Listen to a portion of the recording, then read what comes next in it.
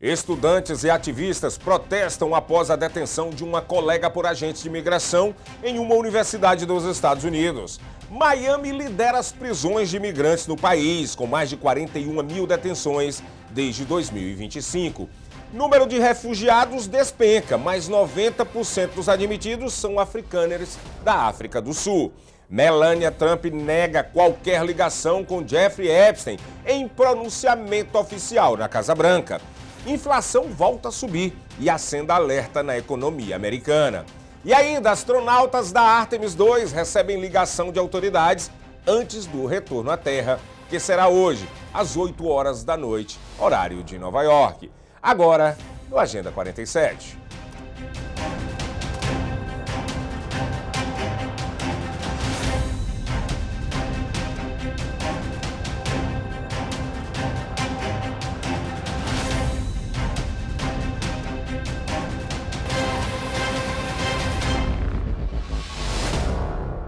Olá, hoje é sexta-feira, dia 10 de abril de 2026. Sejam bem-vindos ao Agenda 47, jornal dedicado a acompanhar de perto as principais ações e notícias que envolvem o 47º presidente dos Estados Unidos, Donald Trump, destacando os impactos diretos na vida dos imigrantes e na política norte-americana. Estamos presentes em várias plataformas para que você fique sempre bem informado. Em todos os Estados Unidos e Canadá, pela SPT Television, SIC Internacional. E também no nosso stream SPT Plus. Estamos também nas plataformas digitais, com o nosso canal no YouTube, Seabra Brazilian Television.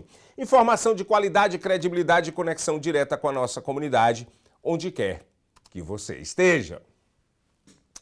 Estudantes e ativistas se mobilizaram após a detenção de uma colega por agente de imigração aqui nos Estados Unidos. Cerca de 200 pessoas protestaram no campus da Southern Connecticut State University, em New Haven, pedindo a libertação imediata da estudante de enfermagem, identificada como Keila. A prisão ocorreu nas proximidades de um tribunal em Mirital e gerou forte reação dentro da comunidade acadêmica.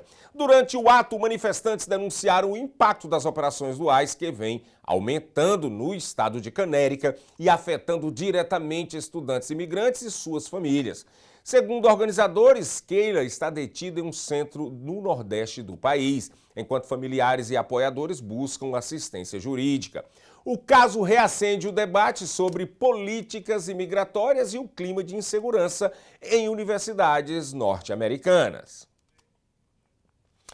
E Miami lidera o número de prisões de imigrantes nos Estados Unidos. Desde janeiro de 2025, o escritório regional do ICE já realizou mais de 41 mil detenções, o maior volume do país. Na prática, isso representa cerca de 120 prisões por dia.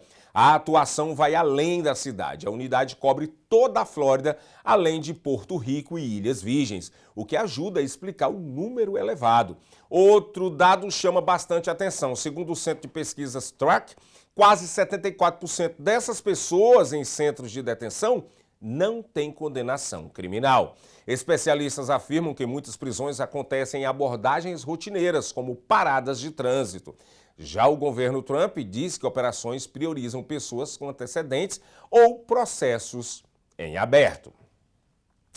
6 meses após o início do ano fiscal de 2026, os Estados Unidos admitiram cerca de 5 mil refugiados, um número considerado bastante baixo para os padrões recentes. O dado chama atenção por um detalhe: mais de 90% dessas pessoas são da África do Sul, os chamados afrikaners, grupo de origem europeia. Segundo o Departamento de Estado, a política segue uma diretriz do presidente Donald Trump, que defendeu priorizar sul-africanos brancos, alegando discriminação em seu país de origem. A cota atual é de apenas 7.500 refugiados, a menor já registrada. Para comparação, só para vocês terem ideia, em 2024, durante o governo de Joe Biden, mais de 100 mil refugiados de diferentes nacionalidades foram recebidos nos Estados Unidos, um recorde histórico. Além dos sul-africanos, apenas 3 refugiados do Afeganistão foram admitidos nesse período. Especialistas apontam que a mudança representa uma reorientação significativa na política migratória dos Estados Unidos. E agora, gente, uma postagem feita pelo Donald Trump chamou bastante atenção. O presidente Trump voltou ao centro de uma grande controvérsia após publicar em sua rede social, a Truth Social, um vídeo extremamente violento que mostra o assassinato de uma mulher em um posto de gasolina na Flórida. As imagens, captadas por câmeras de segurança, foram divulgadas quase sem cortes e acompanhadas de um discurso político sobre imigração. Segundo autoridades, o principal suspeito do crime seria um imigrante haitiano, o que levou a Trump a responsabilizar as políticas imigratórias anteriores e reforçar seu discurso sobre seguranças nas fronteiras dos Estados Unidos. A publicação gerou forte reação nas redes sociais e entre especialistas, o que criticaram o uso de um conteúdo tão sensível para fins políticos. Além da exposição da vítima em um momento de extrema violência e fragilidade, o caso reacendeu o debate sobre os limites éticos na divulgação de imagens chocantes e o uso de episódios criminais no discurso político nos Estados Unidos. É tanto que vocês estão vendo agora, mas nós colocamos aqui um blur, colocamos aqui uma imagem, porque as imagens são bastante realmente fortes. E quem quiser ver essas imagens pode ir lá no Truth Social do presidente dos Estados Unidos, Donald Trump. Ela está lá limpa, sem blur nenhuma, sem nenhuma uma manchada na imagem. E quem tiver aí coração, quem tiver estômago para ver, fica à vontade. A primeira-dama dos Estados Unidos, Melania Trump, negou qualquer ligação com o financista Jeffrey Epstein em um pronunciamento raro na Casa Branca. Ela afirmou que nunca foi amiga de Epstein e que ele não apresentou ao então presidente Donald Trump. Melania também declarou que nunca teve conhecimento dos abusos cometidos por Epstein e ressaltou que não é vítima do caso. Ainda assim, defendeu que as sobreviventes tenham espaço para depor publicamente no Congresso, sob juramento. O pronunciamento reacendeu um tema sensível na política norte-americana, justamente em meio a novas pressões por transparência sobre os arquivos do caso de Jeffrey Epstein. I never been friends with Epstein. In a rare address from the White House on Thursday, First Lady Melania Trump denied ever having ties to disgraced financier and sex offender Jeffrey Epstein, reviving a highly volatile issue that her husband has repeatedly sought to downplay. Epstein did not introduce me to Donald Trump. She did not say why she chose to speak out now, as the Epstein saga had largely receded from the headlines amid the U.S.-Israeli war against Iran. A spokesperson for the First Lady said the president's aides were made aware of her plans for Thursday's statement. I am not Epstein's victim. She also said she was not a victim of Epstein's abuse, but urged Congress to provide public hearings for those who were. Give these victims their opportunity to testify under oath in front of Congress with the power of sworn testimony. Each and every woman should have her day to tell her story in public if she wishes. Members of Congress took to social media to voice support for the First Lady's address. Republican Congresswoman Nancy Mace said, quote, "Thank you for standing up for survivors and demanding transparency." Across the aisle, Democratic Congressman Robert Garcia said, quote, "We agree with First Lady Melania Trump's call for a public hearing with the survivors of Jeffrey Epstein." I have never had any knowledge of Epstein abuse of his victims.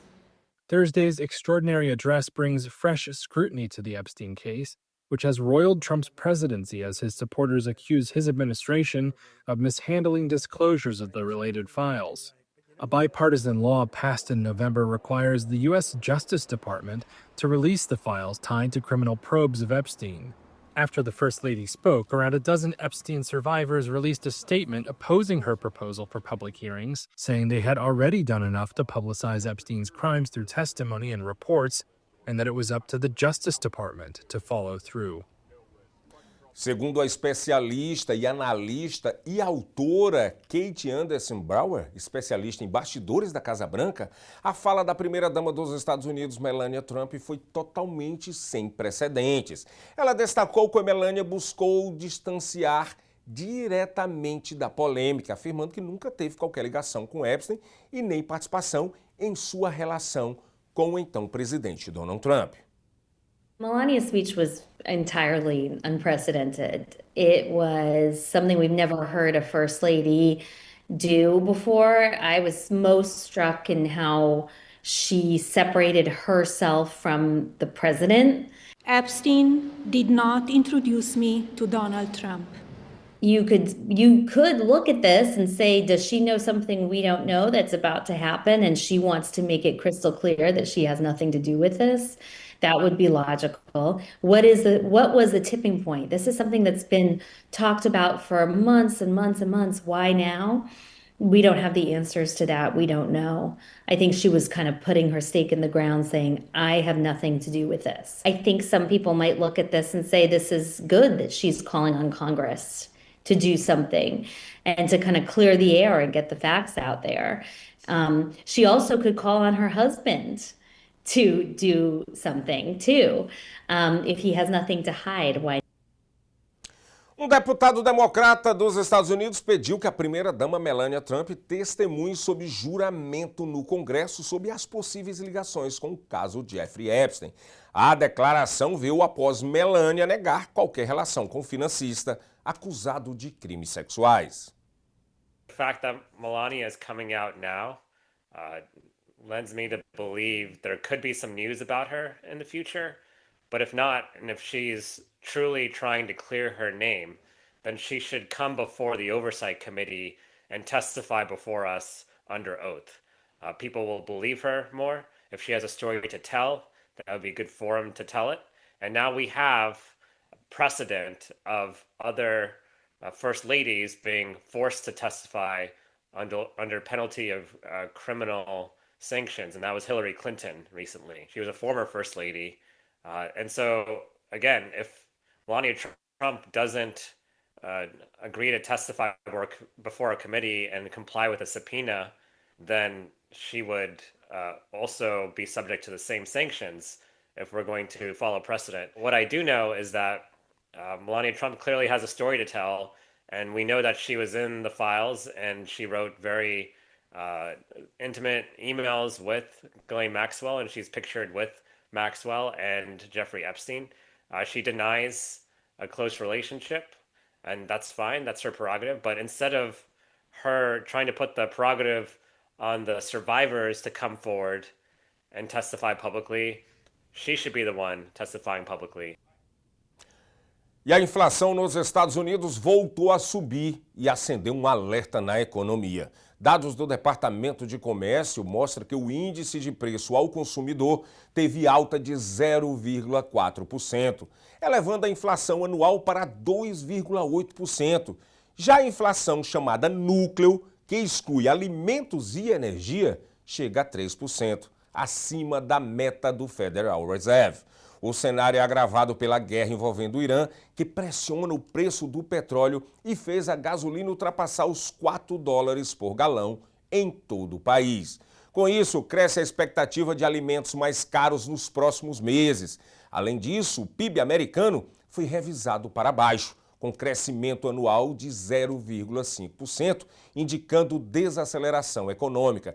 Segundo analistas, esse cenário deve impedir cortes de juros no curto prazo. U.S. inflation increased in February and likely rose further in March amid the war with Iran, a trend that is expected to keep the Federal Reserve from cutting interest rates anytime soon. The Commerce Department on Thursday said its personal consumption expenditures, or PCE price index, climbed 0.4% in February. That was in line with economists' expectations, but slightly higher than January's increase. It put the annual inflation rate at 2.8%. Core PCE, which excludes food and energy prices, rose 3% on a year-over-year basis. That was still above the 2% target set by the Federal Reserve, which sees the core number as a better indicator of future inflation. February's data was released later than usual due to delays caused by last year's government shutdown. Inflation was already elevated before the U.S. and Israel attacked Iran, largely because of President Donald Trump's import tariffs. The war has boosted global oil prices and sent the average gasoline price in the U.S. soaring above $4 per gallon for the first time in more than 3 years. Trump this week announced a 2-week ceasefire with Tehran on the condition that it reopens the Strait of Hormuz, which has also affected shipments of fertilizers and other goods.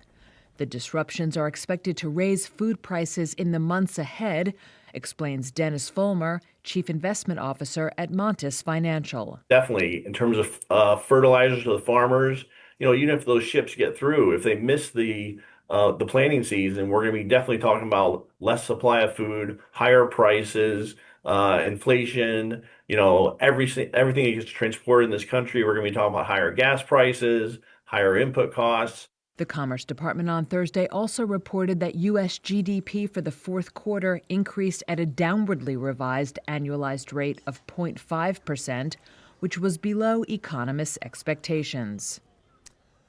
Cessar-fogo de 2 semanas entre os Estados Unidos e Irã foi anunciado, mas a trégua já nasce sob pressão.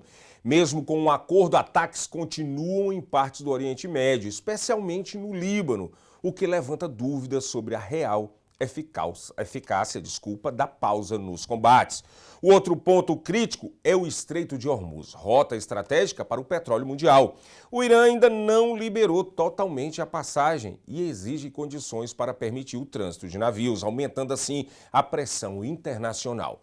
Enquanto isso, negociações de paz devem acontecer no Paquistão já nesse próximo sábado, com exigências duras dos dois lados. Os Estados Unidos querem frear o programa nuclear do Irã, enquanto Teherã pede o fim das sanções e compensações pelos danos da guerra. Mas especialistas avaliam que este é um momento delicado, com pouco tempo e muitas divergências, o que torna esse cessar-fogo frágil, estável e o sucesso das negociações ainda incertos.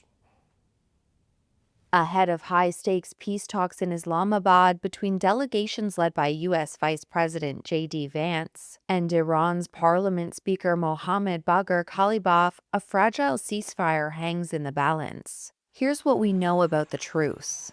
Iran and the United States agreed on Tuesday to a 2-week ceasefire, but fighting has continued across the Middle East, with heavy airstrikes pounding Lebanon. Dr. Borju Özçelik is a senior research fellow on Middle East security at Royal United Services Institute. 2 weeks is a very short window, and it will likely fly by. Of course, the 2 weeks is also not guaranteed to be uninterrupted by acts of violence or breaches of the ceasefire. Will be a very fragile window of opportunity to negotiate some of these key sticking points. Meanwhile, there was no sign Iran was completely lifting its near-total blockade of the Strait of Hormuz, after U.S. President Donald Trump threatened to devastate Iran if it didn't reopen the waterway. Trump seems to expect an immediate clear passage, and Iran seems to be setting certain conditions, or at least wants to work within certain parameters. What I think one of the strategic or narrative victories that Iran was able to win as well was that it shifted the focus of the war away from the nuclear issue to reopening the Strait of Hormuz. Iranian state television said a first vessel transited the Strait of Hormuz with Tehran's permission after the ceasefire, but shipping sources reported the Iranian Navy was threatening vessels attempting to pass. Iran said it could lift its blockade ahead of peace talks, though ships would still need Iranian approval. The two sides enter peace talks with sharply different agendas, with the U.S. pressing Iran to halt uranium enrichment, give up its missiles, and stop backing regional allies, all demands it had already made in talks it abandoned 2 days before the war started. The Iranian proposal suggests that all sanctions, primary and secondary, will be lifted, that Iran will be paid compensation for war damages, and that the U.S. has effectively agreed to allow Iran to enrich uranium, and that it will continue to retain sovereign control over the Strait of Hormuz. It's very difficult at this very early stage to be able to discern decisively what is true and what is not. This is a framework of principles But I think really what both sides have agreed to is simply to come together in Pakistan to talk about their differences and try to find a way forward over the next 2 weeks. Os astronautas da missão Artemis II receberam uma ligação especial de parlamentares dos Estados Unidos, incluindo o senador Ted Cruz, poucos dias antes do retorno à Terra. Durante a conversa, os tripulantes foram elogiados por inspirar milhões de pessoas ao redor do mundo com esta viagem histórica à órbita da Lua. A astronauta Christina Koch relembrou um sonho de infância ao visitar o Centro Espacial Kennedy e disse que jamais imaginou que um dia veria a Terra do espaço. Já Reid Wiseman respondeu com bom humor sobre o possível filme da missão, dizendo que um dos astronautas poderia ser interpretado pelo personagem Buzz Lightyear. Can only imagine the awe and wonderment you feel, but I want to just start by saying thank you. You are inspiring. That is not hyperbole. You are bringing people together all across our globe. Thank you for inspiring people. I have 2 questions. Number 1, if you could go back in time and talk to yourself at age 10, what would you tell yourself about going to the moon? And then question 2, if and when they make a movie about this, who do you want to play you? I recently found some photos of myself on a family vacation at Kennedy Space Center, and we were posing in front of the Saturn V rocket with my siblings and my parents. And if I could have told that little girl who took home a picture of Earthrise and hung it in her room that she would eventually launch from that same place to see that same view, I'm pretty sure she would not believe it. But even though I still can't believe it, and she certainly wouldn't believe it, she chased that dream, and it ended up happening. We've thought a little bit about the movie, and I think that's way out of our pay grade. So we don't know who's going to play us. That's up to whoever decides. But one thing we do know for certain is this guy is going to be played by Buzz Lightyear, 100%, no doubt.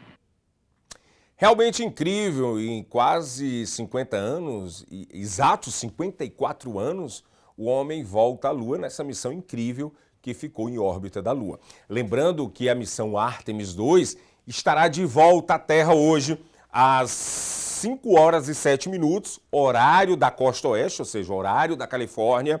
Então eles estão retornando e vão descer lá para o lado da Califórnia mesmo, ali perto de San Diego, vão estar de volta à Terra a missão Artemis II.